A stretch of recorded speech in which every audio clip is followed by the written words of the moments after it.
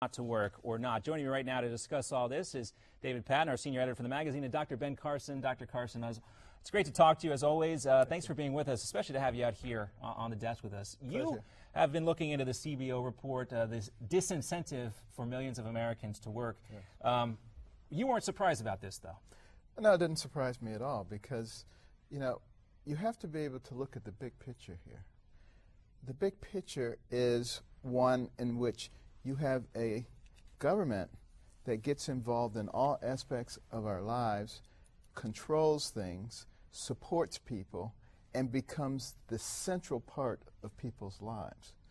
This is all a part of that. So what we're dealing with in our country right now are those individuals who believe in individual rights, personal responsibility, and that this country was made for, of, and by the people. And the other group that thinks that the government should be central to all of our lives and should control everything. This is a scenario that has played out time and time again over the course of history. That's why it's so important for people to read and understand what has happened in societies before. You know, they call themselves the progressives. I call them the regressives because they're just going back and doing the same stuff, and it never works. And, you know, what has worked was a free market system where people took personal responsibility. It took us from nowhere to the pinnacle of the world in record time. Before America came on the scene, people did the same thing for hundreds and even thousands of years. Within 200 years of America coming on the scene, men were walking on the moon. Our system does work. We should not be disassembling it. We should instead be objectively looking at things that have and have not worked in the past, understanding who we are, embracing it, and working together to enhance it for all people. David, we've had one cycle of Sunday talk shows now to kind of let this sink in with both sides have had a chance to weigh in on this issue. What's your take on where things stand right now? Both sides seem to be entrenched with their respective talking points.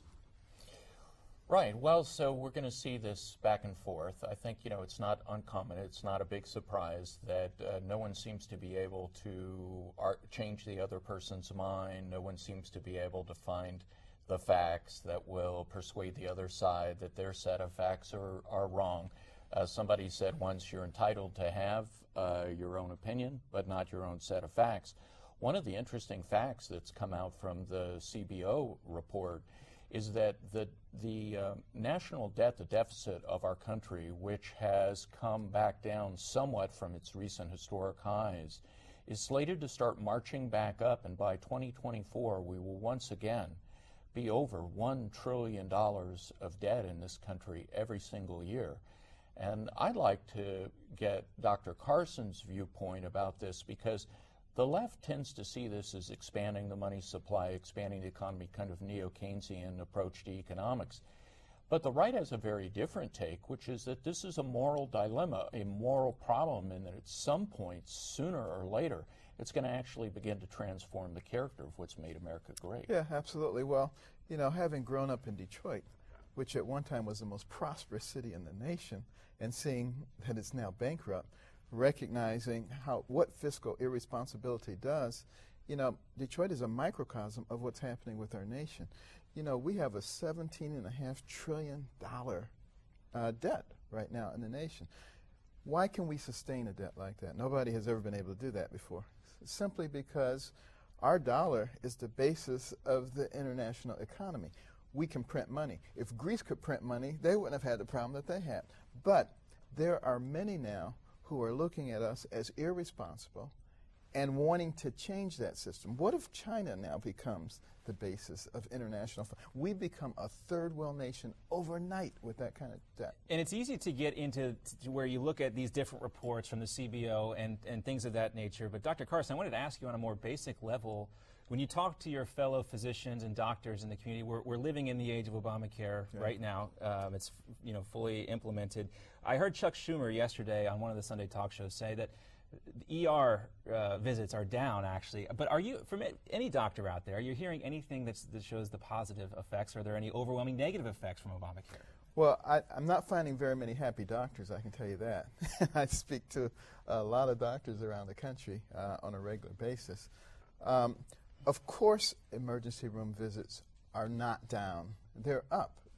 you know, this is not a debatable issue. This is data that is easily acquired, because even though we've extended care to more people, what we haven't done is created a system whereby they can get in and see primary care physicians. It's very difficult to find a family care physician these days, and particularly if you're embroiled in a system that doesn't reimburse people. If I've got 10 slots, I'm probably going to give 9 of them to people where I'm going to get reimbursed, as opposed to the ones where I'm going to get reimbursed pennies on the dollar. Simple economics. Absolutely. Now, go ahead, Dave. Well, Dr. Carson, the limitations, the problems that spin off from Obamacare, the dependency, that was one of your key points that you made. Right. At the prayer breakfast, when the president was also there, and you had some frank opinions that you stated. Absolutely. You were not invited back to the prayer breakfast this year. That really disappointed a lot of your supporters who believe in your message. Yeah. And I wanted to give you the opportunity to comment on the fact that so often we hear from the left and from the progressives that they're tolerant. They want to hear other opinions. They want to hear the facts. And yet it seems like when somebody such as yourself comes out with a position that doesn't really fall in line, then they don't even want to hear from you at all. Oh, they are extremely intolerant of anyone who doesn't agree with them. If you agree with them, oh yeah, everybody's under the tent and we're all a big happy family. But you know, I've been quite, I would say, astonished at the level of hostility that I have acquired. You know, the IRS has investigated me. They said that I want to look at your real estate holdings. There was nothing there. Well, let's expand to a entire everything. Nothing there. Let's do another year.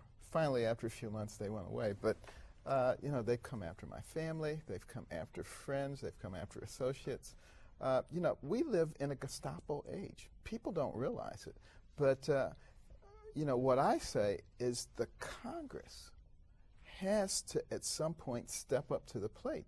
The reason we have divided government is if one branch of the government gets out of control, starts thinking they're too big for the britches, you need to be able to have control. And unless Carson, they step up, you know. You sound like somebody who hasn't closed the door on jumping into politics. And one of the reasons why a lot of your supporters were disappointed not to see you at the prayer breakfast this year is because you had such an impact the last time, is such a splash, and you spoke plainly, you spoke simply, and a lot of folks want to see you run for office, whether it's president or otherwise. Have you closed the door on that yet?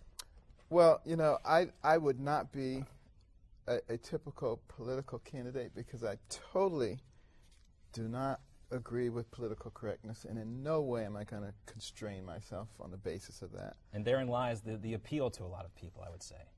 Perhaps. And I hate the whole concept of special interest groups influencing what's going on. You know, we have to do things that work for all the people. And at some point, and I'm hoping that a big change will occur, you know, whether I'll be involved in it at the political level or not, only God knows the answer to that. But whoever is there needs to recognize that somebody has to be the adult here. You can't get into power and then say, we're going to treat them the way they treated us. We have to look at what works for all the people. We have to be mature. We can't pick and choose the laws that we want to enforce. You know, we can't have this special group getting this benefit and everybody. This is not America. So jumping in on not having special laws for special people, a lot of evangelicals are very pro-immigration reform. They feel that we need to welcome the least of these among us. What's your position on immigration reform, Doctor? Well, my position is, let's be logical about this. Let's recognize that our economy will come to a screeching halt if certain people aren't here doing jobs that nobody else wants to do. So, you know, I like what Canada has done with guest worker programs. You allow people to come in to fill jobs that need to be filled. They have a special permit to do so. They pay taxes. They don't vote. If they want to become citizens, they get in line like everybody else. I think we do need to secure the borders. And we can secure the borders if we really had a will to do so. We have these drones. Drones are great. Yeah? Oh my God, they can cover a lot of territory. Debate for another debate for another day. But Dr. Carson, you know, you're pushing for common sense reforms. Do you think that common sense is going to prevail when you hear the discourse, particularly in the Republican Party right now, on this one issue? Do you think common sense will prevail? I think it will, because what has to happen is the people have to speak, and that's what I've been doing. As I go around the country speaking, large, incredible groups of people coming out, and it's like they're saying, "I didn't know somebody else had common sense." Well, we want to give you a chance to talk about that a little bit more detail. Interesting to get your insight on immigration reform, but you're a doctor by trade, so let's talk to you about Obamacare and the alternative that you're working on a little bit more. One of the things you've been working on is this healthcare project, Save Our Healthcare Project, it's called, for the American Legacy PAC. The petition calls for free market replacements to the Obamacare things and in making healthcare more patient-focused. Here's a clip of your plea to the public. Let's put patients first by focusing on free market solutions Americans can be proud of. America is blessed with a creative spirit that has conquered diseases, ended epidemics, and given millions of people the opportunity to live longer, healthier lives. We can once again have the greatest healthcare system on earth if Washington gets out of the way. If you want to hold Washington accountable and truly save American healthcare, join me and sign our petition today. All right, so Dr. Carson, what is the first thing that the government should do? And maybe that's just get totally out of the healthcare business, but it is 20% of our economy, so that would be difficult to do. But what is the first thing today, if you had the ability to change our healthcare system, that you would do to make healthcare more patient-focused? Well, I would institute tort reform. That would be the first thing. And then I would make sure that everybody has electronic medical record, because not only is it safe, because you know what's happened in a person's life before, it saves an awful lot of money because you don't have to duplicate things. It would be embedded, however, in a microchip in your credit card and your driver's license, or on your ring, or on your necklace. It wouldn't be floating in cyberspace. And then I would give everybody, and you heard right, I said give everybody a health savings account. We can easily do that. There's 315 million Americans. Health savings accounts, hugely important, especially if anybody has ever used one. They're very important. They come in handy, and I can speak from personal experience. Can you stick around for us? We have some more questions we'd love to talk to you about. America's Forum will be right back. We want to hear from you as well. If you'd like to ask Dr. Carson a question, you can tweet us anytime you like. You can tweet me directly at JohnB_Newsmax or at Newsmax TV as well. We'll be back with more America's Forum. You can see those Twitter handles there on the screen. Dr. Carson's going to be back with us, and so is Mr. Patton, who's been so kind to stick around. And we hope you guys can stick around as well. We'll be right back after this.